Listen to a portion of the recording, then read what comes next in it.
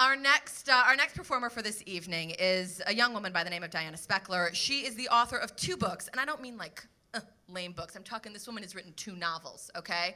One is called Who by Fire, the other is called Skinny. She has written for many different publications, including the Wall Street Journal, the New York Times, GQ. She is a 6-time Moth Story Slam champion, and this part I am going to read from my card.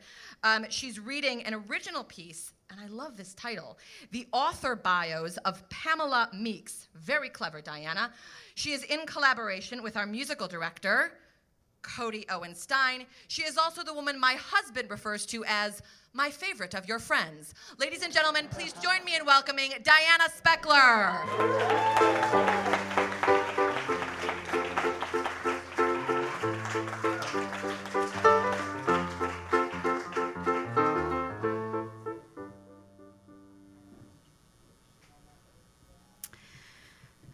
The author bios of Pamela Meeks.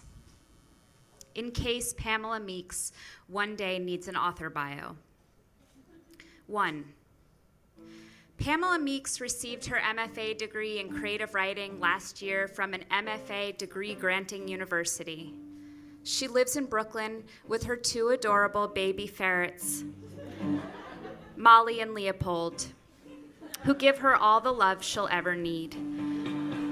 With that said, a few nights ago at a bar called Garbage, Meeks met the blue-eyed, slightly waifish Victor Cassidy, a fiction writer, photographer, and fellow MFA graduate who started his own publishing house called Real in a Bushwick basement because, quote, no work of high literary quality has emerged from this country in 100 years, end quote. As they spoke, as Victor Cassidy danced his puppet master eyes around Meeks's face, she thought, he understands what's special about me. And simultaneously understood that every woman he'd ever met had thought, he understands what's special about me. The following morning, Meeks woke feeling sexy and anxious. She ate a burrito and online purchased a bra.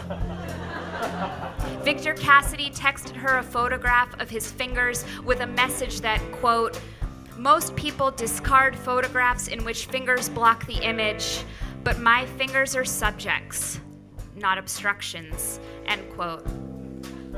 His artistic goals, Victor Cassidy explained, included redefining finger pictures.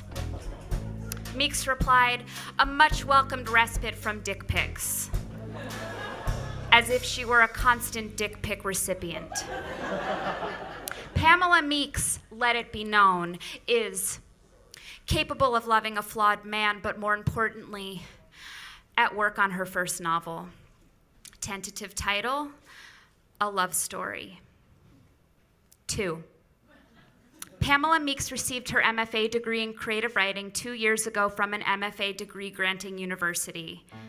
You may refrain from asking Meeks to name the MFA degree-granting university, and from asking what kind of music she listens to, or if she's ever had a real relationship, because those are not questions, those are judgments. You may also quit sneering at her upper arms like she should start doing Pilates unless she plans to become her mother, who is of chronic poor health both physically and existentially. Maybe Meeks checks the mirror too much.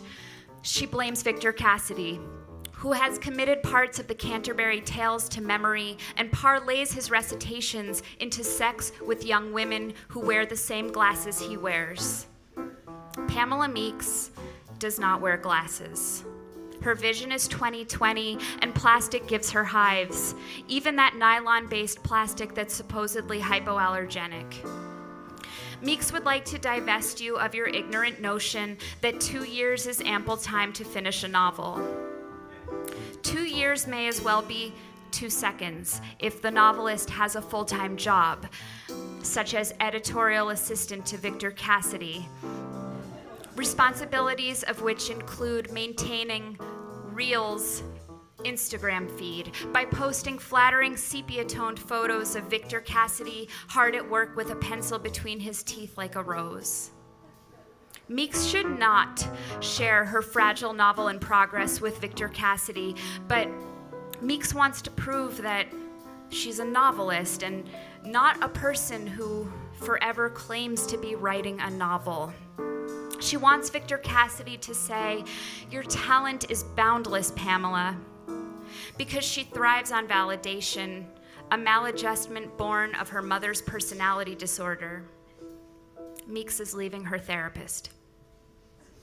3 years after receiving her MFA degree in creative writing from an MFA degree granting university, Pamela Meeks burst onto the literary scene. Kidding. Pamela Meeks' mother is dying. Meeks doesn't want to talk about it. She's not even sure it's true because, for one thing, her mother's medicine cabinet has always housed a throng of orange pill bottles, and for another, her mother has claimed imminent mortality before. Long ago, when Meeks gave her mother the silent treatment for reading Meeks' journal, Meeks' mother said, "You should talk to me because soon I'll be gone." She claimed to be dying again when Meeks went away to college. "Go live your life. Mine's almost over." Last time she was home, Meeks told her mother, "Your hair looks pretty." And her mother replied, "I don't have hair anymore," and then changed the subject, leaving Meeks to spend the rest of the weekend staring at her mother's hair, wondering if it was a wig. Victor Cassidy never said he hated Meeks' novel, A Love Story. What he said was that he, quote, "can't get it up for female-authored novels that probe matters of the heart," end quote. Meeks is taking a break from novel writing to get her shit together. She knows that sounds vague and thereby unwriterly, but copping to her vagueness attests to her razor-sharp self-awareness and dark, sophisticated wit. Meeks' ferrets, Molly and Leopold, do not get along, mostly because Leopold is an asshole. 4. Pamela Meeks received her MFA degree in creative writing 4 years ago. She's writing a new author bio because her last one included the cliches, "get her shit together," and "razor sharp," and she feels ashamed. To be fair, the bio also included fresh concepts like asshole ferrets. Meeks is working on becoming a lesbian. 5. Pamela Meeks received her MFA degree in creative writing 4 years and 2 months ago. She doesn't understand how this happened. She already has white hair like George Washington and has to use L'Oreal Root Touch-Up every 14 days, though the product in no way restores her 32-year-old hair to its 22-year-old color and sheen. With her roots copper and the rest too dark, she looks like a penny that's been stuck behind a couch cushion since Valley Forge. Meeks understands that her penny/Valley Forge analogy is anachronistic. Meeks has neither finished her novel nor started a new one. She still works in a windowless basement for a man who will not only never love her, but who now exclusively dates Korean women aged 19 to 24. Meeks' mother continues to live in Connecticut. Pamela Meeks needs to spend more time in Connecticut. Victor Cassidy calls Connecticut big-haired bougie bumblefuck. Over the phone, Meeks' mother says, "Just know how much I love you," in a tone that fills Meeks with a deep guilt-despair blend that often precedes delivery from Roberta's of a $16 Good Girl pizza. Pork sausage, taleggio, garlic, kale, possibly heroin. The name Good Girl Pizza causes Meeks to study her arm fat while whispering, "Kale is a superfood." Victor Cassidy thrives in Bushwick, where he's found easy success with both his publishing company and his finger photos, the latter of which hang in hotels all over Brooklyn and allegedly Portland. He is seeking representation for his short story collection, The Whole World Is Mine. 6. Pamela Meeks received her MFA degree in creative writing, let's say within the last 5 years. This morning, Meeks rose from her bed on wheels. She dreams of a life free of wheels that take her nowhere, to once again ride the L train to her job in that goddamn basement. Before she made her coffee, Meeks found her ferret, Leopold, the judgmental one, strutting around the warped hardwood of her living room, his back a royal hump, and her other ferret, Molly, lying on the windowsill. Even though ferrets look dead when they sleep, Meeks knew immediately that Molly was gone. She sat beside Molly and watched her for a long time, willing a rise and fall of breath. Through the window, a black fire escape zigzagged the bricks of the neighboring apartment building as if it couldn't pick a direction. Meeks touched Molly's tiny pink nose and found it dry and hard. And yet, Molly looked so much the way she'd always looked, soft and gray and kind. 7. Pamela Meeks does not wish to corroborate universal assumptions about single 30-something Brooklyn women. But she is seeing a Reiki master for energy healing, and that shit is the bomb diggity. Meeks wonders whether bomb diggity is one word or two, and assuming it's one, when exactly it became obsolete. She considers using it ironically to resurrect it. Yesterday, Meeks mentioned the idea to Victor Cassidy, who looked at her over his computer monitor and smiled and said that Bomb Diggity was definitely the name of his buddy's internet marketing firm. He said, "Nevertheless, Pamela Meeks, you are the Bomb Diggity." To which Meeks replied, "I confess that no evidence exists to the contrary." And they kept smiling at each other the way they hadn't in years, and Meeks wondered if she'd deprived herself of his smiles by never looking at him. She'd always worried that if she looked right at him, she would see in his eyes indifferent, smudged pains.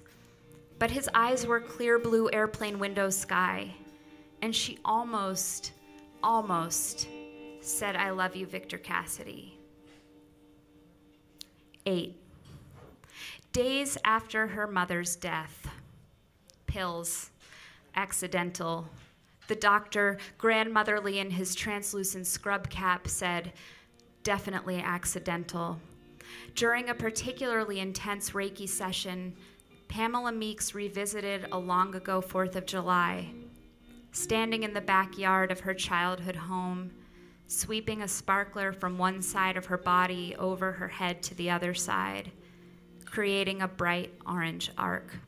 Meeks's mother, who still wore short shorts and a bandana over her hair, who was still a nucleus for all the world's men, warned Meeks to be careful. "Stand still," she said. "You're holding fire. Stand still." 9. Pamela Meeks is a writer. Due to the inevitable follow-up question, "What have you written?" She's never claimed the title before, but now she's quit her editorial assistant job to honor herself and her talents. Victor Cassidy can suck the diseased milkshake straw between his legs that's probably shriveled from years of skinny jean squeeze. Pamela Meeks doesn't mean that. Meeks is spiritual now and loves everyone, even those who can't love her back. It's just that it's time to move on, to stop standing still. That sparkler burns out so quickly. 10. Pamela Meeks received her MFA degree in creative writing from an MFA degree granting university. She lives in Brooklyn with her ferret, Leopold, who has grown very attached to her since Molly the ferret's death. Leopold seems to be grieving, though he badly mistreated Molly and possibly killed her. Meeks is at work on a memoir, tentatively titled The Whole World is One, How Reiki Rescued Me. Her unfinished novel, A Love Story, was a wall that stood for years between her soul and her authentic self. Thank you.